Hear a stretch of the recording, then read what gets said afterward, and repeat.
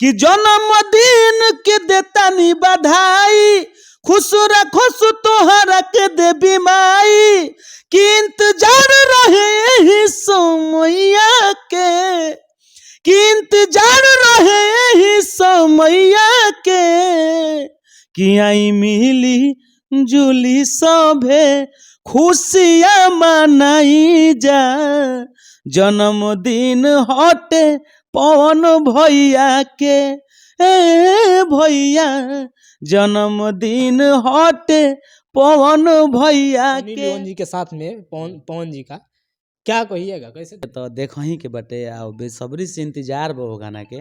और भैया काम जब कैले बने ओकरा में सनी लियोन के साथे, तो एगो भोजपुरी खातिर एगो कहल जाला कि बहुत अच्छा काम बा। 5 जनवरी का जन्मदिन है पवन सिंह का, हालांकि पावर स्टार के नाम से जाने जाते हैं, और क्या बधाई दीजिएगा?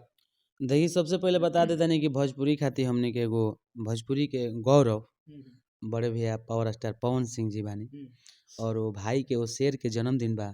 तो पूरा भाई जितना भी युवा जितना भी कलाकार बने सब भाई एकदम गाना गइले बने, आ बड़ा बढ़िया लागत बाटे। काहे से कि एगो कलाकार खातिर इतना सपोर्ट कलाकार करत बाटे, जनता करेला श्रोता करेला तो एगो अलग भाव रहेला, बाकी कलाकार भी पवन भैया के ज्यादा सपोर्ट करत रहे, तो एकरा से बड़ खुशी का हो सकता। आ हमरो गाना अभी तो फिलहाल हम तो वायरले बानी पवन भैया के गाना से, चल रहल बाटे इंस्टा पे फेसबुक पर हर जगह वायरल चल रहल बा, जौन बधाई गीत गइले बानी पवन भैया खातिर। हालांकि हम 3-4 दिन ले फंसल बानी एजे आरा में रिसोर्ट में, थोड़ा काम लेके एगो गाना निकाले के रहला, तो एबार रात में निकली, तो उहे गाना के लेके हम एजे फंसल बानी। जैसे ही हम निकलत तनी जैसे आरा से, तो डायरेक्ट बक्सर पहुँचब स्टूडियो में। आ उहो बता देता नहीं कि हमारा जीवन के अनमोल रतन जरा के हम अपन जानों से ज्यादा मानेनी, गुरुजी हमारे जेपी तिवारी, जेपीओ तिवारी जी के काल जे जन्म बाटे, तो काल जन्मदिन हमने के खूब धूमधाम से स्टूडियो पर मनाई जा। आ कोशिश बाटे कि पवन भैया के जन्मदिन के गाना कल 12 बजे चाहे 1 बजे तक ले आ जाए।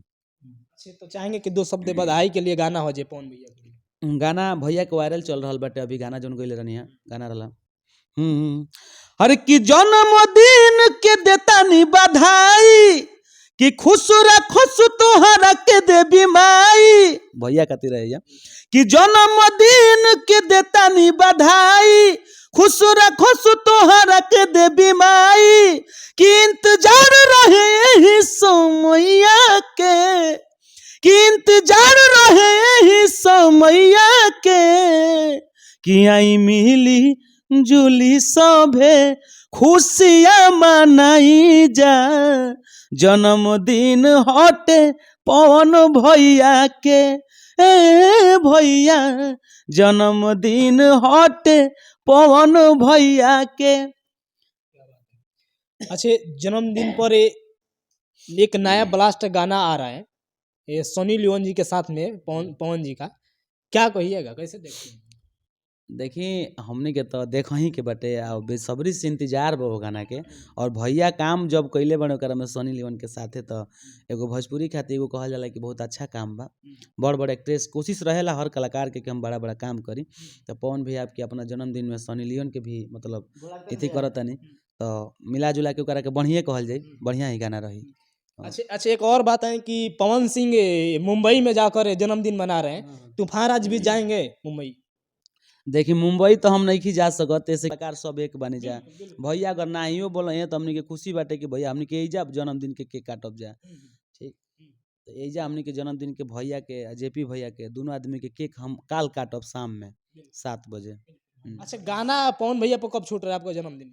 काल 11-12 बजे ले गाना हमने के पवन भैया और जेपी भैया के ऊपर, दोनों आदमी के ऊपर गाना संगे संग रहे। देखिए भैया संग ही बने। देखिए जेपी तिवारी भैया जी जुड़ चुके हैं, एक बार देख लीजिए,